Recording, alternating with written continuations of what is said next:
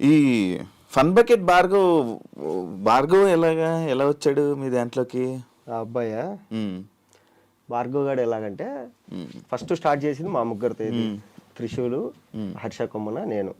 Pilot shoot కింద first ఒక 15 episodes వరకు మేము అప్లోడ్ చేసుకుంటూ వచ్చినాం. అప్పటిదాకా ఎవరు పట్టించుకోలేదు, ఏం లేదు. మేమేందంటే మేమందరం ఫోన్లు చేసుకొని అరే ఈరోజు 2000 వ్యూస్ వచ్చినాయి మనకు, అది ఇది అనుకునేవాళ్ళు. ఒక 15th ఎపిసోడ్ తర్వాత బాగా క్లిక్ అయిపోయింది. బాగా క్లిక్ అయిపోయిన తర్వాత అప్పుడు ఉదయ్ అని చెప్పి ఒక అబ్బాయిని, ఒక ఆవిడ ఇలా ఫన్ బకెట్ అనేది ఒకటి జరుగుతుంది, పలానా చోట ఆఫీస్ ఉంటుంది, మీరు వెళ్ళి డైరెక్టర్ని కలవండి, మీకు ఛాన్స్ ఇస్తాడు అంటే, ఆ అబ్బాయి మధురానగర్లో హాస్టల్లో ఉండేవాడు. ఆ అబ్బాయితో పాటు ఇంకొక అబ్బాయి భరత్ బెహ్రా, వీళ్ళిద్దరు కలిసి వచ్చారు. మా డైరెక్టర్ వీళ్ళిద్దరిని చూడగానే ఇద్దరు మంచి సాలిడ్ పర్సనాలిటీ, స్టైలిష్గా ఉన్నారు ఇద్దరు.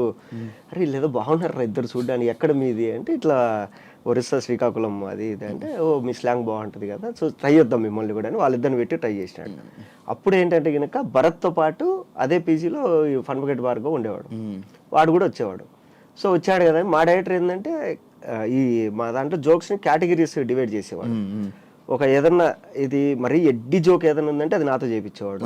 Girl friend boy friend joke అయితే త్రిశూల్ అనే అబ్బాయితో, ఫేస్ ఎవరిది సెట్ అయితే వాళ్ళకి, ఎవరు సెట్ అయితే వాళ్ళది.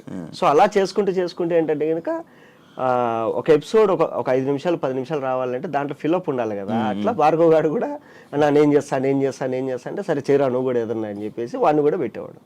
అంటే నాకు ఫన్ బకెట్ నా వల్లే నడిచింది అన్నట్టు మనం అప్పుడు మాట్లాడేవాడు. అండ్ ఇంకోటి అప్పుడు ఏదైతే జరిగిందో దాని తర్వాత fun bucket full bad name అయిందండి మొత్తం, మీరు అందరూ మాట్లాడుకున్నారంటే.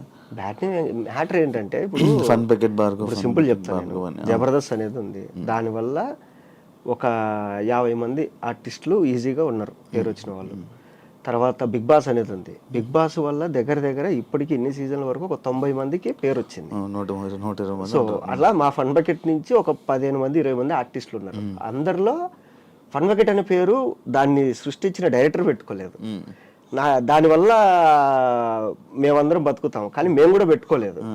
కానీ ఈడు పెట్టుకున్నాడు, ఈడొక్కడు పెట్టుకున్నాడు ఫన్ బకెట్ భార్గవ్ అని పెట్టుకున్నాడు. తర్వాత ఎక్కడ చూసినా న్యూస్ ఛానల్ చూస్తే ఫన్ బకెట్ భార్గవ్ ఈడేదో చేసేది ఏదో పని చేశాడు, మళ్ళీ మన ఫన్ బకెట్ పేరు పెట్టుకున్నాడు. చూసిన వాళ్ళందరూ మనల్ని అడుగుతారు ఏంది మీ వాడు ఇది, మీ వాడు అది ఇది అని చెప్పి అనుకున్నాం అంతే. మళ్ళీ అప్పుడు కదిలింది కదా మళ్ళీ, అవును ఎందుకు అది ఆగిపోయింది సడన్ గా? జోక్స్ లేవు అంటే అక్కడికి వచ్చిన వాళ్ళందరూ ఏంటంటే సినిమాలు చేయాలని. మా డైరెక్టర్ వచ్చేసి అప్పటికే డైరెక్టర్గా ట్రై చేసి రణరాజీరానికి అసోసియేట్గా పనిచేసి మళ్ళీ ఏదో ఫ్యామిలీ ప్రాబ్లమ్స్ వచ్చి మళ్ళీ రిటర్న్ వచ్చి ఇక్కడ మంత్లీ శాలరీ కింద జాయిన్ అయ్యి ఈ చేసుకునేవాడు. సో నేనేంటంటే నా గోల్ ఏంటి, నేను సినిమాల్లోకి వెళ్ళాలి, సినిమాల్లో ఉండాలి అనేసి నా గోల్. సో ఇలా అనుకునే టైంలో అది ఏమైందంటే ఒక 50-60 ఎపిసోడ్ల వరకు వచ్చిన తర్వాత మాకు ఛాన్సెస్ వచ్చినాయి బాగా. ఇది నాకు మూవీస్లో ఛాన్సులు రావడము, తర్వాత మా డైరెక్టర్కి ఏంటంటే అప్పటికే స్టోరీ రాసుకొని చాలామంది హీరోలకు చెప్పేసి ఒక ప్రొడ్యూసర్ వచ్చి ఆ ప్రొడ్యూసర్ ఆఫీస్ కూడా ఓపెన్ చేద్దామంటే మేమందరం ఆఫీస్ అయితే అంటే మాకెంత ఏమనిందంటే సినిమాలు చేయాలి ఎప్పటికైనా సినిమాల్లోకి వెళ్ళాలి అని. తర్వాత మా ఫన్ బకెట్ డైరెక్టర్ది ఈ డిమాంటేషన్ వచ్చేసి ప్రొడ్యూసర్ కొద్ది రోజులు ఆపుదామని చెప్పి అది పూర్తిగా ఆగిపోయింది. సో ఇలా ఆగిపోయింది. 100 ఎపిసోడ్స్ తర్వాత నేను మానేసా, మా డైరెక్టర్ మానేశాడు. తర్వాత మిగతా వాళ్ళు కంటిన్యూ చేసుకుంటూ వెళ్ళేవాళ్ళు. మేము 100 ఎపిసోడ్స్ వరకు చేసినాం, మేము 240 ఎపిసోడ్స్ చేసినారు మొత్తం 200 ఎపిసోడ్లు. ఇంకా తర్వాత కంటెంట్ లేదు, జోకులు ఎక్కడి నుంచి తీసుకురావాలి మేము, అది ఆపేసినారు. కంటెంట్ లేదు, జోక్స్ లేవు అంతే. ఇప్పుడు స్టోరీ ఓరియంటెడ్ అంటే ఏదో ఒకటి రాయొచ్చు, జోక్స్ సింగిల్ లైన్ జోక్స్ ఎన్ని రాస్తాం మనం. నువ్వు డైరెక్ట్ సినిమాలకి వెళ్ళావా ఫన్ బకెట్ నుంచి, లేకపోతే మధ్యలో పటాసు? డైరెక్ట్ సినిమాలే. ఫస్ట్ సినిమా నేనే రాజు, ఫస్ట్ ఓకే అయిన సినిమా నేనే రాజు నేనే మంత్రి. ఫస్ట్ స్క్రీన్ మీద కనపడ్డ సినిమా సెమంతక్ మణి. దానికి ముందు ఫస్ట్ చేసిన సినిమాలు ఒక 2 చిన్న సినిమాలు ఉన్నాయి. ఏదంటే ఈ నేరాజు నేను మధ్య స్టార్ట్ అయ్యే లోపల చిన్న సినిమాలు చేసిన. అది చేసిన తర్వాత ఏంటంటే ఇప్పుడు రాక పేరు వచ్చింది, ఓకే దీపు ఉన్నప్పుడు ఇల్లు చక్కదిద్దుకోవాలి.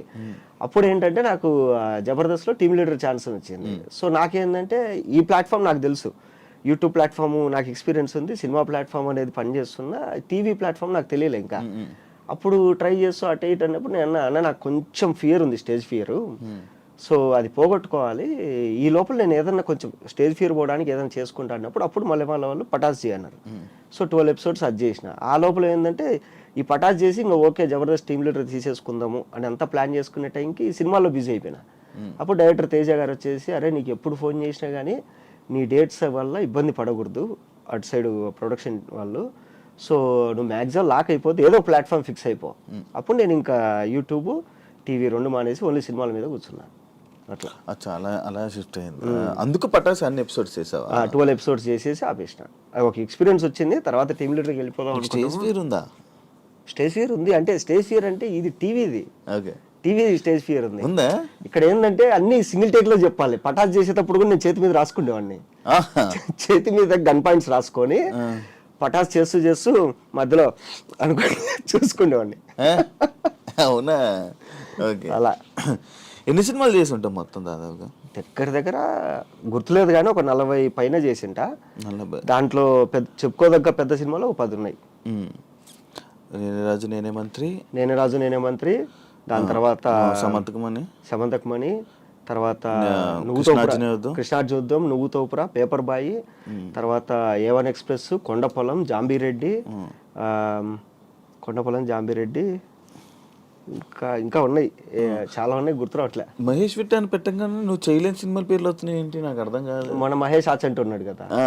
అంటే కొన్ని సినిమాలకి ఏమైందంటే మహేష్ విట్ట, కొన్ని సినిమాలకి ఏంటంటే నేను ఆ సినిమాలో ఉండను కానీ ఎండ్ క్రెడిట్స్ లో నా పేర్లు వచ్చింటాయి. బింబిసారా వాటిల్లో.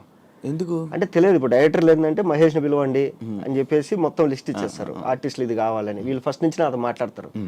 రీసెంట్ డాకు మహారాజ్ కూడా అందులో నన్ను పిలిచారు. ఓకే, ఇట్లా 25 days క్యారెక్టర్ అమ్మ, 15 days షెడ్యూల్ అన్నారు. ఓకే అనుకున్నా, మొత్తం అంతా మాట్లాడేసిన. రేపు మధ్యాహ్నం బయలుదేరాలి.